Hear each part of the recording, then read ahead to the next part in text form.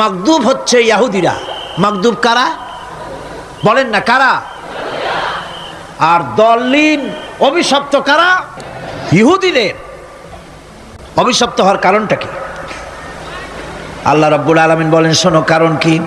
وَضُرِبَتْ عَلَيْهِمُ الْمَسْكَنَةُ ذَلِكَ بِأَنَّهُمْ كَانُوا يَكْفُرُونَ بِآيَاتِ اللَّهِ وَيَقْتُلُونَ الْأَنْبِيَاءَ بِغَيْرِ حَقٍّ ذَلِكَ بِمَا عَصَوْا وَكَانُوا يَعْتَدُونَ। তাদের উপর দারিদ্র এবং অসহায়তার অভিশাপ বর্ষিত হয়েছে। এর কারণ হলো তারা আল্লাহ পাকের আয়াতকে অস্বীকার করেছে। তারা অকারণে আল্লাহর নবীদেরকে হত্যা করেছে এবং প্রত্যেকটি ব্যাপারে আল্লাহর শরীয়তের সীমা লঙ্ঘন করেছে। যুরিবাত আলাইহিমুল যিল্লাতু ওয়াল মাসকানা ওয়া বাউ বিগাদাবিন মিনাল্লাহ।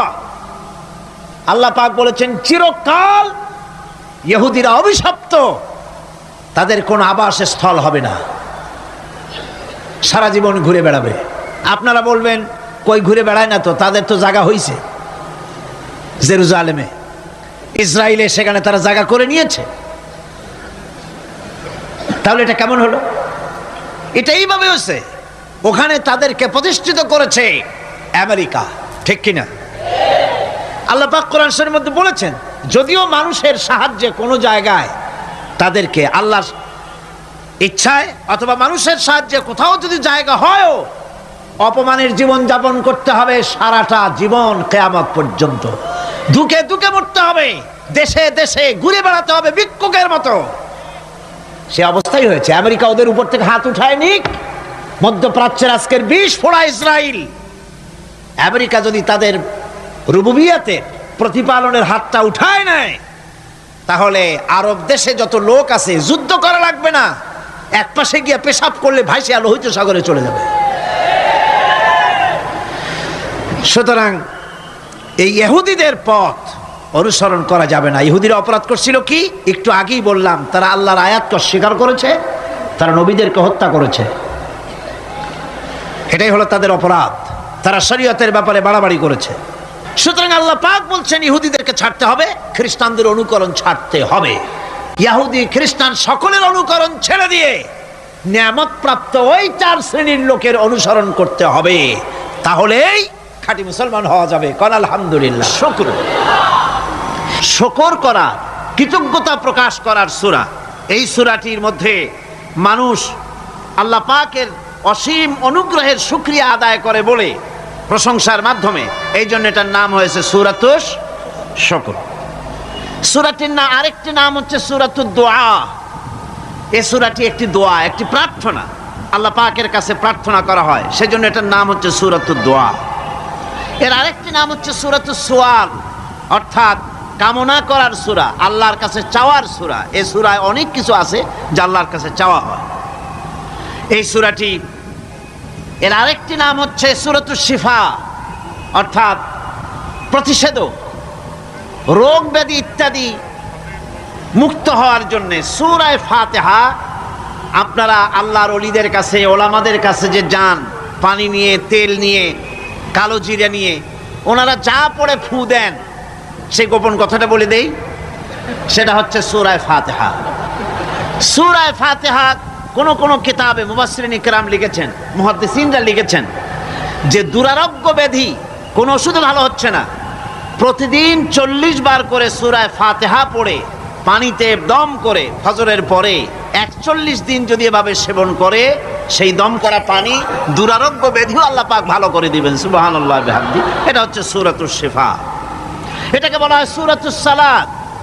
নামাজ হবেই না সূরা ফাতিহা ছাড়া, নামাজ সূরা ফাতিহা ছাড়া হবে না। এই জন্য লা সালাতা লিমান লাম ইয়াকরা বিফাতিহাতিল কিতাব, হাদিস শরীফে এসেছে সূরা ফাতিহা ছাড়া নামাজ শুদ্ধ হবে না, নামাজ জায়েজ হবে না। সেই জন্য এটার নাম হচ্ছে সূরাতুস সালাত। কোরআনে কারীমের এই সূরাটি, এটাকে হযরত পীর সাহেব কেবলা একটি আয়াত তেলাওয়াত করে বলেছেন, সাবউল মাসানি। এটা হচ্ছে নিত্য পাঠনীয় সপ্তবাক্য, যে 7টি বাক্যকে সবসময় পড়া লাগে। তার মানে হচ্ছে যে ব্যক্তি নামাজ পড়ে 5 ওয়াক্ত 24 ঘন্টার ভিতরে সূরা ফাতিহা একেবারে কম করেও যদি হয়, তাহলে 40 বার এই সূরা 24 ঘন্টায় নামাজি ব্যক্তিকে পড়তে হয়।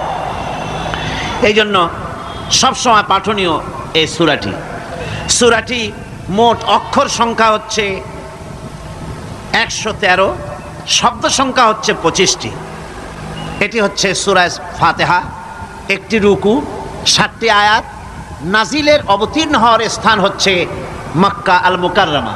রাসূল করিম সাল্লাল্লাহু আলাইহি ওয়াসাল্লামের মক্কি জিন্দেগিতে সূরাটি অবতীর্ণ হয়। শুরু হচ্ছে সূরা ফাতিহা, আলহামদুলিল্লাহি রাব্বিল আলামিন।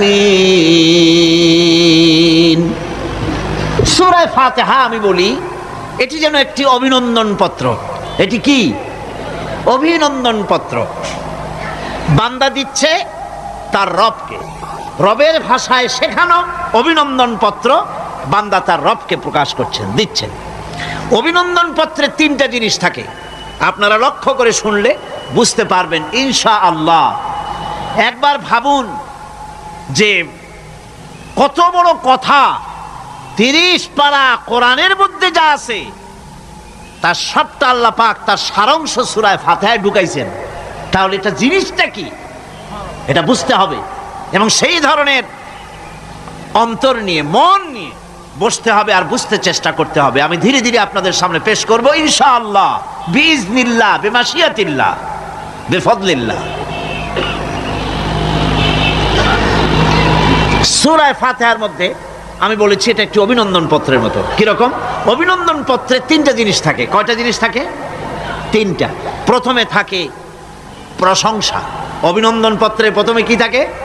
প্রশংসা। 2 নম্বরে থাকে পরিচয়। 3 নম্বরে থাকে দাবি। 3 নম্বরে থাকে দাবি। প্রথমেই দাবি করা হয় না, এটা ঠিক না। প্রথমেই প্রশংসা। সমস্ত অভিনন্দন পত্র আপনারা দেখবেন, মন্ত্রী আসুক, প্রেসিডেন্ট আসুক, অভিনন্দন পত্র পেশ করা হয়, সুন্দর ভাষায় লেখে, হে সংগ্রামী জননায়ক, গরিবের বন্ধু, জাতির কিছু একটা,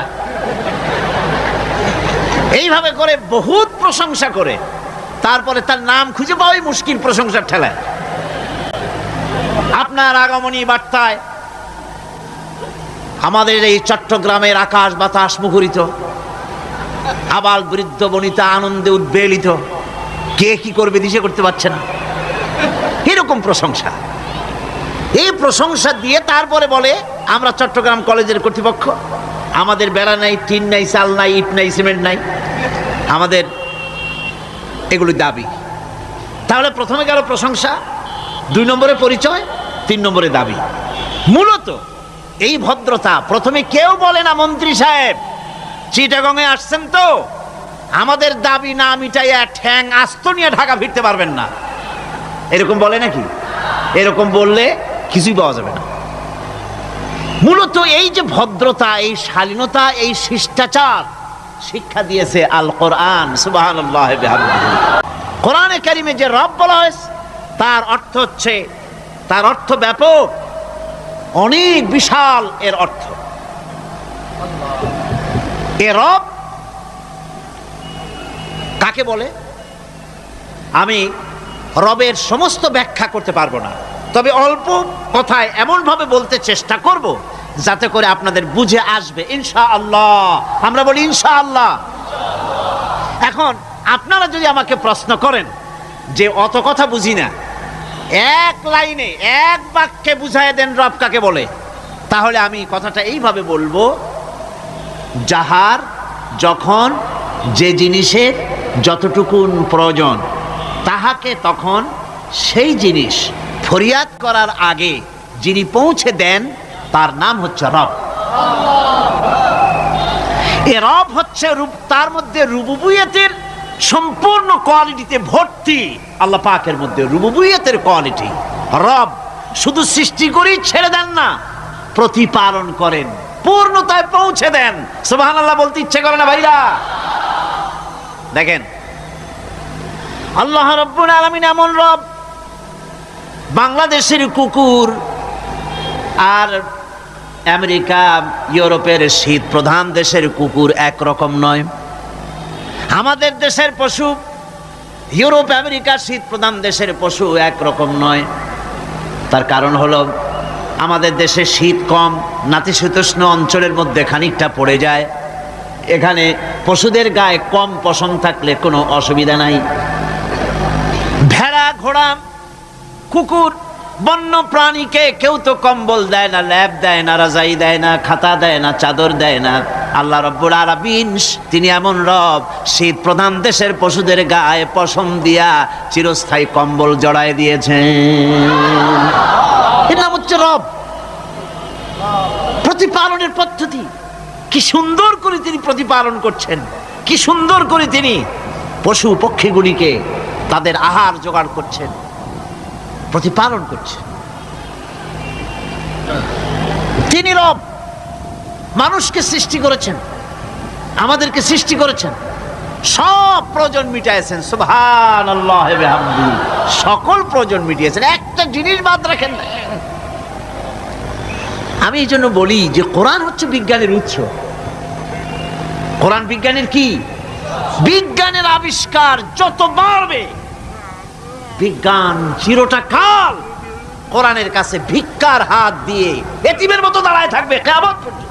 আল্লাহ বিহামদিহি, বিজ্ঞানীরা বলেছেন আমাদের এই পৃথিবীটা, আল্লাহ না করুন কখনো, আমাদের এই পৃথিবীটা যদি কোনো ব্ল্যাক হোলের আওতায় পড়ে, ওর রেঞ্জে আসে, তাহলে মাত্র 2 সেন্টিমিটারের মধ্যে পৃথিবীটা তার ঘনত্ব লাভ করে ব্ল্যাক হোলের মধ্যে অদৃশ্য হয়ে যাবে, হারায় যাবে, অস্তিত্ব থাকবে না।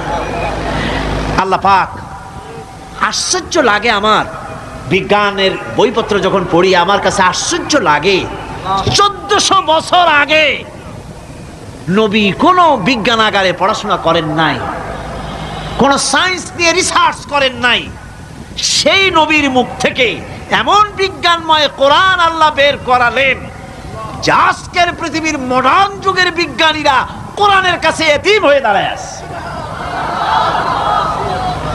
পৃথিবীর কোন বিজ্ঞানী বলতে পারবে না যে কোরআনে কারিমের অমুক আয়াতটা আনসাইন্টিফিক, এটা হাদিস আমাদের বিজ্ঞানের সাথে মিল খায় না, এমন কথা বলতে পারবে না। বরং কোরআন সার্টিফাই করবে তোমার এই বক্তব্য, তোমার এই থিওরি মোস্ট আনসাইন্টিফিক, কোরআন বলবে। ওরা বলতে পারবে না যে আয়াতটা আনসাইন্টিফিক। সুতরাং কোরআন হচ্ছে মহান বিজ্ঞানময়, কোরআন হচ্ছে আল্লাহ পাকের দেওয়া এক মহান বিধান, যে কোরআনের কারণে আল্লাহ পাক আমাদেরকে হেদায়েত দান করেছেন। সুতরাং এই কোরআন হচ্ছে, কোরআনের মধ্যে যা আছে, গোটা কোরআনে যা আছে সব সূরা ফাতিহায় আছে। সুবহানাল্লাহ ওয়া বিহামদিহি। আল্লাহ পাক বলছেন আলহামদুলিল্লাহি রাব্বিল আলামিন। মহব্বতের সাথে পড়েন সবাই, আলহামদুলিল্লাহি রাব্বিল আলামিন। সমস্ত প্রশংসা, যাবতীয় প্রশংসা সে আল্লাহ পাকের, যিনি তামাম জাহানের পালনেওয়ালা রব। আল্লাহ পাক তার কাছে যখন বান্দা আলহামদুলিল্লাহি রাব্বিল আলামিন বলে, তখন প্রশ্ন হয় যে তার যার প্রশংসা তুমি করছো, তোমরা করছো, তার কি আরো কোনো গুণকীর্তন আছে নাকি? আমরা বলি আর রহমানির রহিম, তিনি পরম দাতা এবং দয়ালু। রহমান এবং রহিম দুটি হচ্ছে সমঅর্থবোধক, প্রায় কাছাকাছি অর্থবোধক শব্দ। অসীম মেহেরবান এবং বিশেষ করুণাময় তিনি, যিনি রহমান এবং রহিম। রহমান রহিম আল্লাহ পাকের দুটি গুণবাচক নাম। রহমান অপেক্ষা রহিম অপেক্ষা রহমান, এটা হচ্ছে বেশি ব্যাপক অর্থবোধক, যার জন্য তাফসীরে বলা হয়েছে আর রহমানু যুর রাহমাতিশ শামিলা বিজামিল খালায়েক ফিদ দুনিয়া ওয়াল মুমিনিনা ফিল আখিরাহ। অর্থাৎ রহমান তিনি, যিনি এমন রহমতের মালিক যা বিশেষত গোটা বিশ্বের সমস্ত মানুষের জন্য প্রযোজ্য। আর রহিম হচ্ছে শুধু কিয়ামতের দিন পৃথিবীতে রহমান, তিনি দয়াবান পৃথিবীর সমস্ত মানুষের জন্য, এবং কিয়ামতে শুধু মুমিনদের জন্য। রহমান কিয়ামতে শুধু মুমিনদের জন্য। আর রহিম হচ্ছে আর রহিম যুর রাহমাতি শামিলা লিল মুমিনিনা ইয়াউমিল কিয়ামা। রহিম হচ্ছে শুধুমাত্র কিয়ামতের দিন আল্লাহ রাব্বুল আলামিন শুধু মুমিন লোকদের জন্য এই বিশেষ দয়া কিয়ামতের দিন করবেন। এখন রহমান হচ্ছেন পৃথিবীর সমস্ত মানুষের জন্য, সমস্ত প্রাণীর জন্য। তার দান থেকে কেউ বঞ্চিত থাকবে না, সকলের জন্য তার দানের দরজা অবারিত, উন্মুক্ত। এই পৃথিবীর বুকে আমরা দেখতে পাই মানুষ তার বন্ধুদেরকেই দেয়, শুধু সরকার হোক আর সাধারণ মানুষ হোক, আপনজনদেরকে নিজের দলকেই বেশি নেয়। কথা ঠিক কিনা?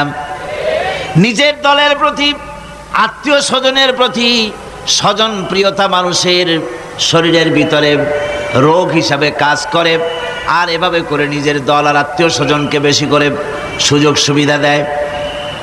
শত্রুকে কেউ দেয় না, শত্রুকে কেউ ডেকে ডেকে কোনো জিনিস দিতে চায় না বা দেয় না। আল্লাহ রাব্বুল আলামিন এমন রহমান, এমন দয়াবান, এমন মেহেরবান, যারা তার ইবাদত করে, যারা তাকে স্বীকার করে, আল্লাহ বলে তাকে যারা সেজদা দেয়, আল্লাহ পাক তাদেরকেও দেন। আর যারা আল্লাহকে অস্বীকার করে, আল্লাহ রাব্বুল আলামিনকে মানে না, তার গুণাবলী কি স্বীকার করে না, তার অস্তিত্ব স্বীকার করে না, তারপরেও আল্লাহ রাব্বুল আলামিন কোন নাফরমান বান্দাকেও রহমত থেকে বঞ্চিত করেন না। সে যেই হোক, বেনামাজি হোক, মুরতাদ হোক, নাস্তিক হোক, তারপরে আল্লাহর অনুগ্রহ থেকে সে বঞ্চিত থাকে না। কথা ঠিক কিনা? বরং এটাই আমরা দেখি, নামাজি, দিনদার, পরেজগার মানুষ তার বরং কম থাকে, সে বরং কম পায়। বাড়ি নাই, ঘর নাই, কলকারখানা নাই, আর নামাজ রোজা করে না, হজ যাকাত করে না, আল্লাহর সাথে বিরোধিতা করে, আল্লাহরে মানেই না, বলে দেয়ার ইজ নো গড, স্রষ্টা বলতে কেউ নাই, এই ড্রিঙ্ক অ্যান্ড বি মেরি, এই হচ্ছে তাদের থিওরি, তাদের দর্শন, তাদের ফিলসফি। এই জাতীয় লোকগুলি বরং দেখা যায় তারা ক্ষমতা পায়, বাড়ি হয়, গাড়ি হয়, কল হয়, কারখানা হয়, সম্মান পায়। এটা কেন? এর কারণ হচ্ছে আল্লাহ রাব্বুল আলামিন এই পৃথিবীর কোনো মূল্য দেন না। এই পৃথিবীর মূল্য যদি আল্লাহ পাকের কাছে একটা মশার ডানার তুল্য যদি হতো, আল্লাহ পাক বিদ্রোহীদেরকে, কাফেরদেরকে এক ঢোক পানি আল্লাহ পাক গিলতে দিতেন না। এবার চিন্তা করেন, আল্লাহর ব্যাপারে যে দৃষ্টান্তটা দেওয়া হয়েছে, দৃষ্টান্তটা কত গুরুত্বপূর্ণ। মশার ডানার তুল্য, মশার ডানার তুল্য এই পৃথিবীর দাম নাই আল্লাহর কাছে। আপনাকে যদি কেউ 10 লক্ষ মশার ডানা বহু কষ্ট করে জোগাড় করিয়া যদি কেউ দেয়, তাহলে আপনি কয় টাকা দিয়ে কিনবেন? 4 পয়সা দিয়েও একজনে বলছে 4 পয়সাও দিবে না। তাহলে বোঝেন এর কোনো মূল্য নাই। একটা মশার ডানার তুল্য মূল্য আল্লাহ পাক এই পৃথিবীর দেন না, যার কারণে অবারিত উন্মুক্ত হস্তে আল্লাহ পাক সমস্ত মানুষের জন্য, প্রাণী জগতের জন্য তিনি করুণা করেছেন সকলকে। এই করুণাময় রহমান আল্লাহ পাক তিনি গুনাহগারদেরকে, যারা আল্লাহ পাকের ফরমাবরদারি করতেছে, তাদেরকে সকলকে আল্লাহ পাক সমানভাবে তার জিনিসগুলিকে তিনি দিয়ে দিচ্ছেন। তাই রহমতের মধ্যে আছে স্নেহ, আছে প্রীতি, আছে অনুগ্রহ। আল্লাহ পাকের রহমতটা কি জিনিস? সেটা হচ্ছে রহমতি ওয়াসিআত কুল্লা শাই, আমার রহমত দিয়ে সমস্ত জিনিসকে ঢেকে রাখা হয়েছে। প্রত্যেকটি জিনিসের ভিতরে আল্লাহ পাকের রহমত রয়েছে। রহমত ছাড়া এই পৃথিবীতে মানুষের চলার কোনো পথ নাই। সমস্ত ব্যাপারই আল্লাহ পাকের রহমত আর রহমত। আমরা যখন বললাম আর রহমানির রহিম, বলেন সবাই আর রহমানির রহিম। আবার প্রশ্ন হয়, বান্দা বুঝলাম আরো কোনো কোয়ালিটি, আরো কোনো বৈশিষ্ট্য তার আছে নাকি? আমরা বলি মালিকি ইয়াউমিদ্দিন। তিনি হচ্ছেন বিচার দিনের মালিক, শেষ বিচারের মালিক তিনি। একদিকে এটাকে ব্যালেন্স করা হয়েছে, একদিকে অফুরন্ত রহমত, যার কোনো কুল নাই, কিনারা নাই। এখন আদল দরকার। এখন কি দরকার? আদল, ইনসাফ দরকার। আল্লাহ পাক একদিকে অফুরন্ত রহমত আর নিয়ামত দিয়ে পৃথিবীকে ছেয়ে রেখেছেন, অপর দিকে বলেছেন আমি হচ্ছি বিচার দিনের মালিক, সেদিন আমি বিচার করব। সেই বিচারের ভিতরে কোনো পক্ষপাতিত্ব থাকবে না, হবে না। সেখানে তিনি হবেন হাকামুল হাকিমিন, ওইটা হবে সুপ্রিম কোর্টের সুপ্রিম কোর্ট। সেই পরকালে, সেই কিয়ামতের মাঠে আপনাকে আমাকে সকলকে উপস্থিত হতে হবে, নাকি হবে না? সবাইকে উঠতে হবে। এই দিন শব্দটি কোরআনে কারিমে বহু জায়গায় বলা হয়েছে এবং বিভিন্ন অর্থে ব্যবহার করা হয়েছে।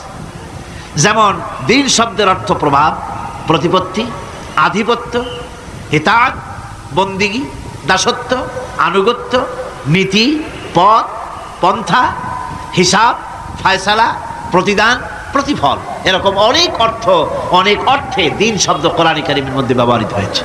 কিন্তু এখানে মালিক ইয়াউমিদ্দিন, এই দিন এখানে ব্যবহার করা হয়েছে প্রতিফল অর্থে। প্রতিফলের দিন, যেদিন প্রতিফল দেওয়া হবে, তিনি হচ্ছেন সেই দিবসের অধিপতি, সেই দিবসের মালিক। সূরা ইনফিতারে আল্লাহ পাক বলছেন ওয়ামা আদরাকা মা ইয়াউমুদ্দিন সুম্মা মা আদরাকা মা ইয়াউমুদ্দিন। বিচারের দিনটি কি তা তোমাকে কে জানালো? আবার জিজ্ঞেস করছি, তোমাকে কে জানালো বিচারের দিনটা কি? আল্লাহ পাক জবাবে বলছেন বিচারের দিনটা হচ্ছে ইয়াউমা লা তামলিকু নাফসুন লিনাফসিন শাইআন ওয়াল আমরু ইয়াউমা ইযিন লিল্লাহ। বিচারের দিন হচ্ছে এমন দিন যেদিন কেউ নিজেকে রক্ষা করতে পারবে না, কারো থেকে কেউ নিজেকে রক্ষা করতে পারবে না, নিজেকে কেউ নিজের জন্য কাউকে সাহায্যকারী পাবে না। আর সমগ্র ব্যাপারটি নিরঙ্কুশভাবে আল্লাহ রাব্বুল আলামিনের হাতে থাকবে। সেই দিনটার নাম কিয়ামত, সেটার নাম পরকাল, সেটার নাম হচ্ছে বিচারের দিন। যেদিন কর্তৃত্ব হবে কেবলমাত্র কার?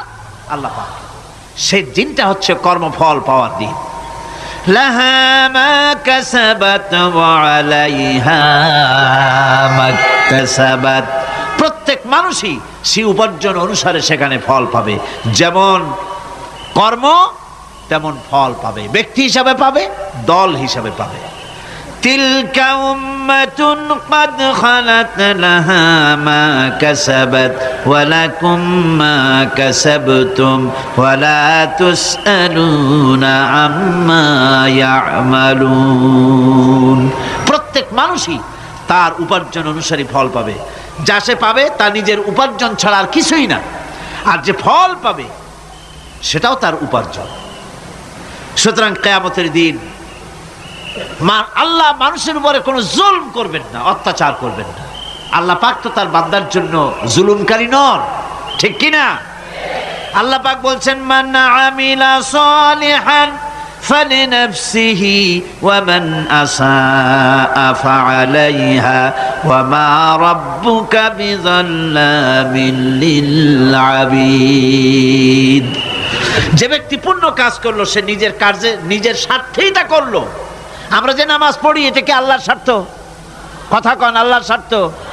সারা পৃথিবীর সমস্ত মানুষ যদি আল্লাহরে সেজদা দেয়, আল্লাহর ক্ষমতা আরো কিছু কালের জন্য বাড়বে নাকি? সমস্ত মানুষ যদি আল্লাহকে অস্বীকার করে, বিদ্রোহী ঘোষণা করে, বিদ্রোহ ঘোষণা করে, তাতে কি আল্লাহর ক্ষমতা শেষ হয়ে যাবে? নাউযুবিল্লাহি মিন যালিক। যেমন ছিলেন তেমনই থাকবেন। সুতরাং আমরা যা করি, আমরা নামাজ পড়ি নিজেদের জন্যে, আল্লাহকে খুশি করার জন্য, কিন্তু কল্যাণটা আমার। কল্যাণটা কার? আমার। রোজা, হজ, যাকাত, তেলাওয়াত যা করি সব আল্লাহকে খুশি করার জন্য, কিন্তু স্বার্থ পুরাটাই আমার, আমার কল্যাণের জন্যই আমি করি।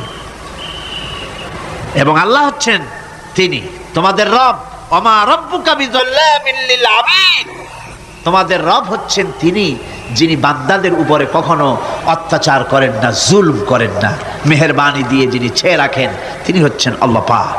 সুতরাং সেই কিয়ামতের মাঠে আল্লাহ পাকের দরবারে আমাদের সকলকেই উঠতে হবে, আল্লাহ পাকের দরবারে আমাদের সামনে আল্লাহ পাকের সামনে দাঁড়াতে হবে। সেদিন আমাদেরকে কেউ বাঁচাতে পারবে না। সেদিন আল্লাহ পাক এর দরবারে যেন আমরা আসামি না হই, সেজন্য এই পৃথিবীতে কোরআন অনুযায়ী আমাদের জীবন গড়তে হবে, সুন্নাহ অনুযায়ী জীবন গড়তে হবে, তাহলে পরকালে আল্লাহ পাকের কাছে নাজাত পাওয়া যাবে। বড় কঠিন জায়গা, বড়ই কঠিন জায়গা। এবার প্রশ্ন হচ্ছে, তোমরা যারা আমার প্রশংসা করলে তোমরা কারা?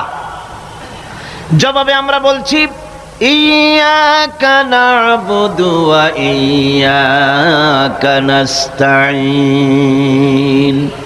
আয় আমার রব, আমরা হচ্ছি তোমার বান্দা, একমাত্র তোমারই গোলামি করি, একমাত্র একমাত্র তোমারই ইবাদত করি। আর কারো ইবাদত, এই শব্দটা লাগাইলে কি বোঝা যায় যে আর কারো করি না, একমাত্র তোমারই ইবাদত করি আর একমাত্র তোমারই কাছে সাহায্য প্রার্থনা করি। আমরা তোমার বান্দা। এবার প্রশ্ন হচ্ছে, চাও কি? পরিচয় তো শুনলাম, চাও কি? আল্লাহ রাব্বুল আলামিন আমাদেরকে শিখাই দিলেন, কত বড় মেহেরবান তিনি, কত দয়ালু তিনি, তার কাছে চাওয়ার ভাষাটাও তিনি আমাদের শিখাই দিলেন। জনে কোন সুবহানাল্লাহ।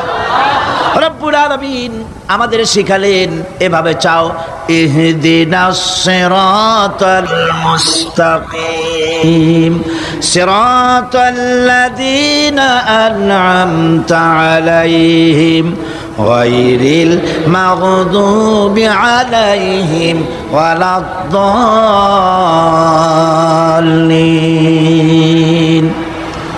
হায় আল্লাহ, ইহদিনাস সিরাতাল মুস্তাকিম, একটা রাস্তা চাই, সহজ সরল সঠিক একটি পথ চাই তোমার কাছে। সেই পথটা চাই যে পথ হচ্ছে নিয়ামত প্রাপ্তদের, অভিশপ্ত এবং পথভ্রষ্টদের পথ নয়। যে পথ নিয়ামত প্রাপ্তদের, ওই ধরনের একটা পথ আমরা চাই। পথ দেখাবার মালিককে কোরআনে কারীম বলছে, আল্লাহ রাব্বুল আলামিন বলেন, ওয়া আলাল্লাহি কাসদুস সাবিলি ওয়া মিনহা জাইরুন ওয়ালাউ শাআ লাহাদাকুম আজমাইন। ওয়া আলাল্লাহি কাসদুস সাবিল, সোজা রাস্তা বলে দেওয়ার দায়িত্ব আমি আল্লাহর। সোজা রাস্তা বলে দেওয়ার দায়িত্ব কার? তিনি বলছেন, বলার দায়িত্ব আমার, সোজা রাস্তাটা আমি বলে দেব। আল্লাহ রাব্বুল আলামিনের কাছে বান্দা যখন রাস্তার দাবি করলো, সোজা পথ চাই, সহজ পথ একটা তোমার কাছে চাই, রব্বুল আলামিন সূরা ফাতিহার 7টা আয়াতের এই অভিনন্দন পত্রের জবাবে 30 পারা কোরআন শরীফ আল্লাহ পাক বান্দারে দান করে দিলেন। জবাবে বলে দিলেন, ওয়া আনি'বুদুনি হাযা সিরাতুম মুস্তাকিম। সোজা রাস্তাটা হলো আমার আনুগত্য, আমার গোলামি, আমার দাসত্ব, এটাই হলো সোজা রাস্তা। এই সোজা রাস্তাটা আমি বলবো। রাস্তা তো অনেক হতে পারে, কিন্তু সোজা রাস্তা বলে দেওয়ার দায়িত্ব কার? আল্লাহ পাকের। দেখেন, এই যে বিশাল মাহফিল, এই মাহফিলে যত লোক আসছে, সব লোক কি এক মতের, এক চিন্তার, এক আদর্শের? না। এই কয়েক লক্ষ জনতার ভেতরে হাজারো মতের লোক আছে, হাজারো চিন্তার লোক আছে, হাজারো আদর্শের লোক আছে। সব আদর্শ, সব চিন্তা, সব কি ঠিক? সবটাই কি নির্ভুল? না, সঠিক নির্ভুল একটা। কয়টা হয়? একটাই হয় মাত্র। এই জন্য আমি দৃষ্টান্ত দিতে গিয়ে বলি, অঙ্ক পরীক্ষা যেদিন হয়, ছেলেরা অঙ্ক পরীক্ষা যেদিন দেয়, সেই অঙ্ক পরীক্ষা দিতে গিয়ে অঙ্ক যারা ভুল করে তাদের ফলাফল কয় রকম হয় বলেন? হ্যাঁ, অনেক রকম হয়। আর যাদের অঙ্ক যাদের ঠিক হয় তাদের ফলাফল কয় রকম? একরকম। তার অর্থ কি? তার অর্থ হলো ভুলের পথ অনেক আর হকের পথ, বাতিলের পথ অনেক, ভুলের পথ অনেক, সঠিক এবং হক যেটা তার পথ হচ্ছে মাত্র একটা। এই জন্যে আল্লাহ রাব্বুল আলামিন তিনি সোজা রাস্তা বলে দেওয়ার দায়িত্বটা নিয়েছেন। কোরআন বলছে প্রত্যেকটি সৃষ্টির শুরু হতে শেষ পর্যন্ত 4টা স্তর পার হতে হয়। তার সর্বশেষ স্তর হলো হেদায়াত। 4টে স্তর পার হওয়ার সর্বশেষ স্তর হচ্ছে হেদায়াত। আল্লাযী খালাকা ফাসাওয়া ওয়াল্লাযী কদ্দারা ফাহাদা। তিনি সকল বস্তুকে সৃষ্টি করেন এবং তারপর তার পরিমাপ, তার কর্মপথ, তার হেদায়েত তিনি দিয়ে দেন। তার মানে হচ্ছে তিনি সৃষ্টি করেন, সামঞ্জস্য রাখেন, পরিমাপটা ঠিক করেন এবং পথের নির্দেশ দেন। সৃষ্টি করেই ছেড়ে দেন না, তার হেদায়েত দিয়ে দেন। তার পরিমাপটা ঠিক করেন, সামঞ্জস্য করেন। কিরকম? দেখুন, আপনি যখন দাঁড়ান তখন আপনার পায়ের উপরে হাঁটু থেকে হাঁটুর নিচের যে অংশ পা পর্যন্ত, ওইটাকে কি কয়? পা, নলা। এই তো ঠিক বলছেন, নলা। আপনারা আমাকে সাহায্য করবেন যেখানে আমি আটকে যাই। নলা। এই নলাটা পায়ের সেন্টারে যদি রাখা হতো, বোঝেন ভালো করে, পায়ের সেন্টারে এই জায়গাটা, এটা ধরুন পা, এই জায়গাটায় যদি হতো পায়ের নলাটা, হয় সিটায় পড়তেন না হয় ফুটোয় পড়তেন। আল্লাহ পাক বলছেন শুধু সৃষ্টি করি না, সামঞ্জস্য এবং পরিমাপ ঠিক করি। মাপ মতো পাটা সামনে গোড়ালির কাছে নলাটা বসায় দেওয়া হয়েছে যাতে আপনি চিত না হন, বুটো হয়ে না পড়েন। সুবহানাল্লাহ কইতে ইচ্ছা করে না? এই নলাটা যদি আঙ্গুলের দিকে আসতো আর পাটা যদি পিছনের দিকে বেশি অংশ থাকতো, যতই সামনে হাঁটতেন ততই পিছনে চলে যেতেন। ভূত নাকি, ভূতের পা থাকে নাকি পিছনের দিকে, বলে লোকেরা, আমি দেখি টেকি নেই। ভূত নাকি সামনে আগাতে গেলে পিছনে চলে যায়। আর হাঁসের ডিম থেকে বাচ্চা বেরোলে সেই বাচ্চা আর মা বাবা দুজনকেই ভাড়ায় দেন পানির মধ্যে, সাঁতরায় উঠে আসবে, ঠিক কিনা? কে শিখালো সাঁতার? কে শিখালো? শুধু সৃষ্টিই করেন না, আল্লাহ পাক সৃষ্টি করেন, সামঞ্জস্য এবং পরিমাপকে ঠিক করেন এবং তাকে পথের নির্দেশ দেন। এটা হলো সর্বশেষ। সৃষ্টি করে ছেড়ে দেন না। যেমন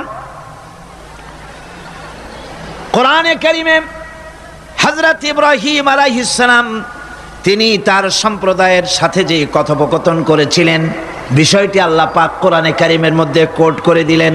এই হেদায়েতের বিষয় সেখানে আছে বলে আল্লাহ পাক বিষয়টা কোরআনে জায়গা করে দিলেন।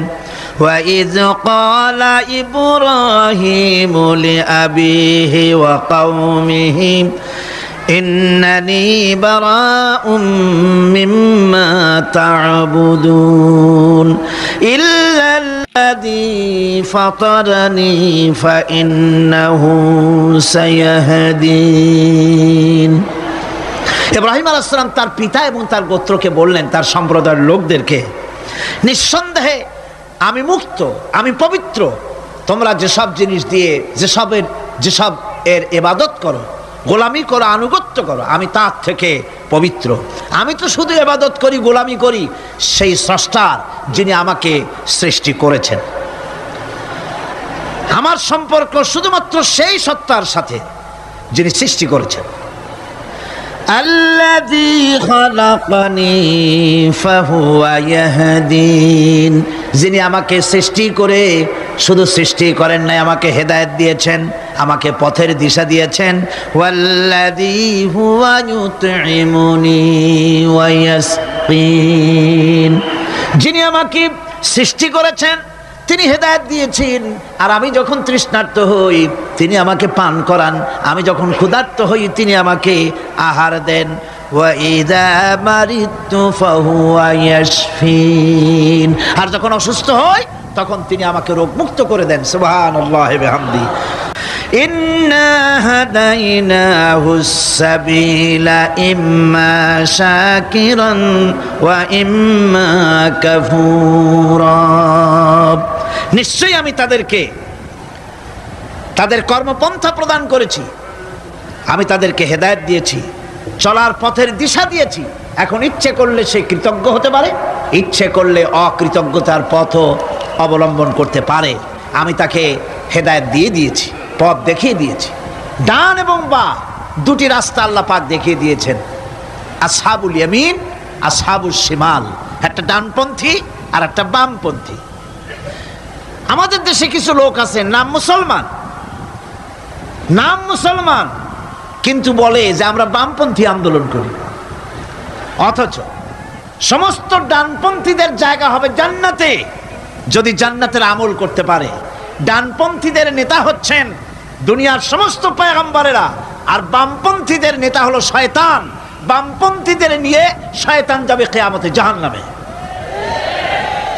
আল্লাহ পাক রাস্তা বলে দিয়েছে। আল্লাহ রাব্বুল আলামিন বলেন, আলাম নাজআল লাহু আইনাইনি ওয়া লিসানান ওয়া শাফাতাইন ওয়া হাদাইনাহুন নাজদাইন। আমি কি তোমাদের দুটি চক্ষু দেইনি, দেখার জন্য দুটো চোখ দেই নাই? আমি কি তোমাদেরকে কথা বলার জন্য দুটো ঠোঁট দেই নাই? এরপরে আমি কি তোমাদেরকে ভালো মন্দ বোঝার জন্য আমি কি হেদায়েত দেইনি? ভালো মন্দ সবটা বোঝার জন্য আমি তোমাদেরকে হেদায়েত দিয়েছি। সুতরাং এই হেদায়েতের রাস্তা ছেড়ে দিয়ে তোমরা নিজেদেরকে গোমরাহির মধ্যে ডুবিয়ে দিও না। আমার দেওয়া হেদায়েতের রাস্তায় নিজেদেরকে পরিচালিত করার জন্য প্রচেষ্টা করো। সিরাতুল মুস্তাকিম, এজন্য মডেল দরকার। কার অনুসরণ করব? আল্লাহ পাক শিখায় দিলেন, সিরাতাল্লাযীনা আন'আমতা আলাইহিম। পড়েন সবাই, সিরাতাল্লাযীনা আন'আমতা আলাইহিম গায়রিল মাগদুবি আলাইহিম ওয়ালাদ-দাল্লিন। আয় আল্লাহ, অনুগ্রহপ্রাপ্ত দল, সেই রাস্তা অনুগ্রহপ্রাপ্তদের রাস্তা চাই। তোমার মনোনীত ব্যক্তি অনুগ্রহপ্রাপ্ত যারা, তাদের পথ অনুসরণ করতে চাই। নবী বলুন, আমি তোমাদের মতো মানুষ, আমার উপরে ওহী আসে, ইন্নামা আনা বাশারুম মিসলুকুম, তোমাদের মতো মানুষ। একটু ভালো করে বিষয়টা বোঝেন। আরো বলেছি আমি, আজকে আবার স্মরণ করায় দেই। আল্লাহ শিখাই দিচ্ছেন, বলুন আমি তোমাদের মতো মানুষ, ফেরেশতা নই, জিন নই, আমার কাছে ওহী আসে। পার্থক্য এখানে। তবে আরো পার্থক্য আছে, সেটা হচ্ছে আমরা হচ্ছি সাধারণ মানুষ, নবীরা হচ্ছেন অসাধারণ মানুষ। সুবহানাল্লাহ। আমরা হচ্ছি মানব, রাসূল আল্লাহর পয়গম্বররা হচ্ছেন মহামানব। কথা বুঝে আসছে? তার মানে হলো আমরা সাধারণ মানুষ। সাধারণ মানুষেরা গুনাহ করতে পারে, ভুল করতে পারে, সব রকমের গুনাহ করতে পারে। নবীরা কোনো গুনাহ করতে পারেন না। আল্লাহ পাক তাদের দিয়ে গুনাহ করান না। আল্লাহ পাক ফেরেশতা দিয়ে, আপন কুদরত দিয়ে নবীদেরকে হেফাজত করেন। সুবহানাল্লাহ। সুতরাং এই কথা বিশ্বাস করতে হবে, সমস্ত নবীরা হচ্ছেন মানুষ।